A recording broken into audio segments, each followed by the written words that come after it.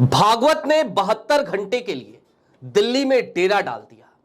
नरेंद्र मोदी भागकर गुजरात चले गए और इन सब के बीच भागवत ने कई लोगों को बुलाया टीडीपी के लोगों को, बुलाया जनता दल यूनाइटेड के लोगों को, यानी कि प्रधानमंत्री नरेंद्र मोदी की दोनों बैसाखियों को।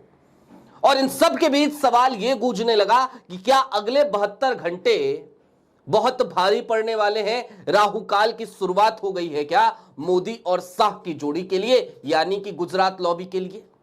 और इन सब के बीच आज की तारीख में डिकोड करने की जरूरत इस बात को भी कि 17 सितंबर की तारीख नजदीक है और उस तारीख के नजदीक आते ही 19-20 अगस्त की तारीख हो या 26, 27, 28 अगस्त की तारीख हो या फिर कि 5, 6 और 7 अगस्त की तारीख हो, back to back Mohan Bhagwat Gujarat lobby को घेरने की कवायद में लग गए हैं क्या?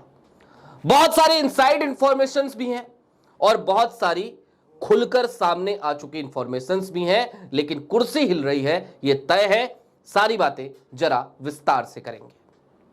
नमस्कार, मैं स्वप्निल, आप मुद्दा देख रहे हैं। दोस्तों, आगे बढ़े उससे पहले एक छोटी सी अपील है। अपील यह कि मुद्दा इन दिनों एक गंभीर आर्थिक संकट से गुजर रहा है। हमारे मेन बैंक अकाउंट बीते कई महीनों से फ्रीज चल रहे हैं। ऐसे में हमें डे टू डे ऑपरेशंस में काफी मुश्किलों का सामना करना पड़ रहा है। हमारा 2.5 साल पुराना चैनल भी इस गोदी मीडिया के गोदी काल में हमसे छीन लिया गया। ऐसे में यदि आप सक्षम हो, यदि आप चाहें तो मुद्दा की छोटी छोटी मदद जरूर कीजिएगा। आपके स्क्रीन पर क्यूआर कोड है, नीचे यूपीआई का नंबर है। अब पहले आपको दिखा देता हूं कि मोहन भागवत अगले 72 घंटे तक क्या क्या करने वाले हैं। आपके स्क्रीन पर पत्रिका की एक खबर, इस खबर से शुरुआत करते हैं। इसके ठीक बाद किन किन लोगों को बुलाया है जरा वो जान लीजिए। सबसे पहला तो बात यह कि जिन मुद्दों पर प्रधानमंत्री नरेंद्र मोदी नहीं बोल रहे हैं, उन मुद्दों पर अब मोहन भागवत बोलने वाले हैं, यानी कि वो ट्रंप का टैरिफ हो या ऑपरेशन सिंदूर हो, इन तमाम मुद्दों का जवाब मोहन भागवत दिल्ली में देंगे। विज्ञान भवन जो प्रधानमंत्री नरेंद्र मोदी के घर के पास है, उस जगह पर मोहन भागवत 72 घंटे तक एक गजब की लॉबिंग करते नजर आएंगे। तमाम विदेशी राजदूतों को बुलाया गया है, 50 से ज्यादा की संख्या है। इसके साथ ही साथ जनता दल यूनाइटेड से केसी त्यागी और संजय झा, टीडीपी से यानी तेलुगु देशम पार्टी से केंद्रीय मंत्री राम मोहन नायडू, इन सब लोगों को तलब कर लिया, इन सब लोगों को बुला लिया, इन सब लोगों को निमंत्रित कर दिया मोहन भागवत ने। और साथ ही साथ संघ के प्रभारी ने, मीडिया प्रभारी ने यह भी बताया, आम्बेकर साहब ने, कि विपक्ष के नेताओं से भी संपर्क साधा गया है। मसलन अखिलेश यादव हो या फिर कि राहुल गांधी हो, कांग्रेस हो, सपा हो, टीएमसी हो, आम आदमी पार्टी हो, सबको बुलाया गया है। अब प्रधानमंत्री नरेंद्र मोदी का एक ट्वीट आपकी स्क्रीन पर है। एक तरफ मोहन भागवत इन तमाम लोगों को बुला रहे हैं, तो दूसरी तरफ प्रधानमंत्री नरेंद्र मोदी हैं जो गुजरात भाग गए कल की तारीख में। कल और आज की तारीख वो गुजरात में बिताएंगे। और इन सब के दरमियान अब जरा कुछ स्थितियों को समझने की जरूरत है और इस चीज को डिकोड करने की जरूरत है कि कुर्सी हिल रही है तो हिल कैसे रही है और क्या वाकई में 17 सितंबर मील का पत्थर साबित होगा। मोहन भागवत ने बीते दिनों खुले मन से यह ऐलान कर दिया था कि 75 वर्ष की उम्र में नए लोगों को आने देना चाहिए। हालांकि अब जरा 11 साल के इतिहास पर नजर डालिए। प्रधानमंत्री नरेंद्र मोदी जब से सत्ता में आए तब से उन्होंने संघ को धीरे धीरे नेपथ्य में डालने की कोशिश करी। लगातार संघ को कमजोर किया गया और संघ की हालत ऐसी हो गई जैसे वो सरकार का सत्ता का पिछलग्गू बनकर रह गया। संघ की अपनी कोई हैसियत, अपनी कोई औकात प्रधानमंत्री नरेंद्र मोदी के सत्ता काल में नजर नहीं आ रही थी। लेकिन फिर जून 2024 का चुनाव होता है और उससे पहले अहंकार भरा बयान जेपी नड्डा साहब देते हैं कि अब हमें संघ की जरूरत नहीं है। लेकिन जून 2024 में जो नतीजे आते हैं, उन नतीजों में प्रधानमंत्री नरेंद्र मोदी भारतीय जनता पार्टी के पास पूर्ण बहुमत का आंकड़ा भी नहीं जुटा पाते।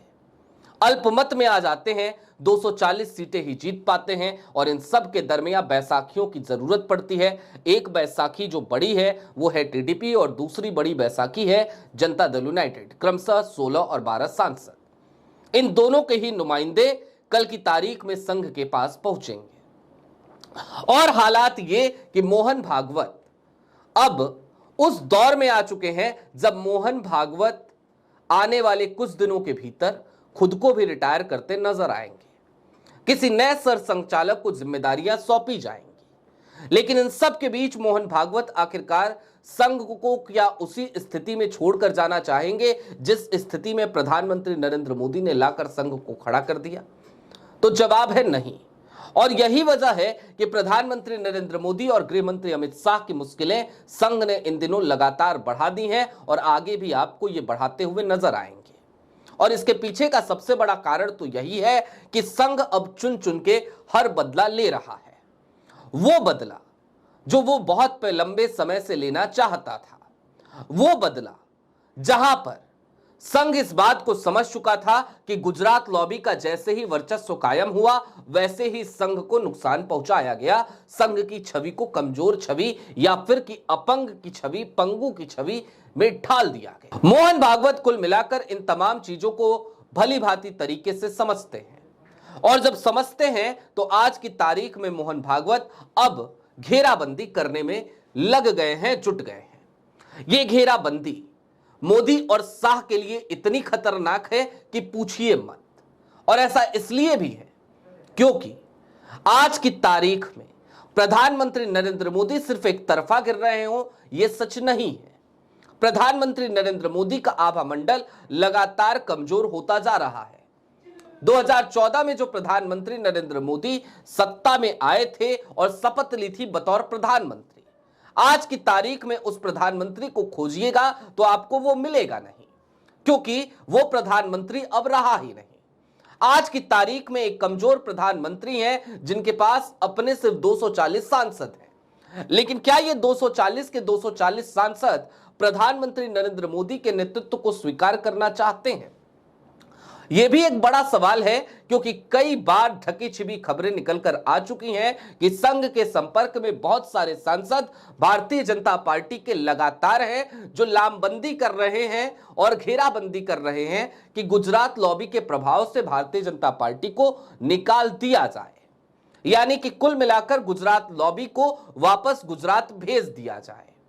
फिर ऐसे में इसे एक संकेत की तरह क्यों ना देखा जाए कि जब गुजरात पहुंचते हैं प्रधानमंत्री नरेंद्र मोदी, गुजरात भाग जाते हैं प्रधानमंत्री नरेंद्र मोदी, तो यह वही वक्त होता है जब दिल्ली में मोहन भागवत डेरा डाल चुके होते हैं। अब चलते चलते यह भी समझिए कि आज की तारीख में विपक्ष भी पुराना वाला विपक्ष नहीं रहा। 2014 से लेकर 2024 तक प्रधानमंत्री नरेंद्र मोदी के सामने जो विपक्ष था वो बेहद कमजोर विपक्ष था, लेकिन आज की तारीख में जो विपक्ष है वो बेहद मजबूत विपक्ष है। जनता उसके साथ खड़ी है। वोट अधिकार यात्रा हो या फिर कि भारत जोड़ो यात्रा और भारत जोड़ो न्याय यात्रा, ये सारी यात्राएं राहुल गांधी की मील का पत्थर साबित हुई हैं। और ऐसे में आज की तारीख में चारों ओर से घिर पड़े नरेंद्र मोदी और अमित शाह। उनको यह समझ में नहीं आ रहा कि अब इन मुसीबतों से निकला कैसे जाए, निकलने का तरीका और तरीकेकार क्या हो सकता है। कुल मिलाकर यह बात तय जानिए कि मोहन भागवत 17 सितंबर तक लगातार जो उनकी सक्रियता है वो इस तरफ इशारा करती है कि संघ और भारतीय जनता पार्टी अब दोनों के बीच का जो एक वर्चस्व की जंग चल रही थी, उस जंग में मोहन भागवत 20 पड़ते नजर आ रहे हैं। और जितनी चुनौती विपक्ष की तरफ से प्रधानमंत्री नरेंद्र मोदी की कुर्सी को नहीं है, उससे कहीं ज्यादा चुनौती अंदरूनी लोगों से है, भारतीय जनता पार्टी के सांसदों से है, एनडीए से है और आरएसएस से है। आपकी क्या राय है हमें कमेंट बॉक्स में जरूर बताइएगा। अभी के लिए दीजिए इजाजत।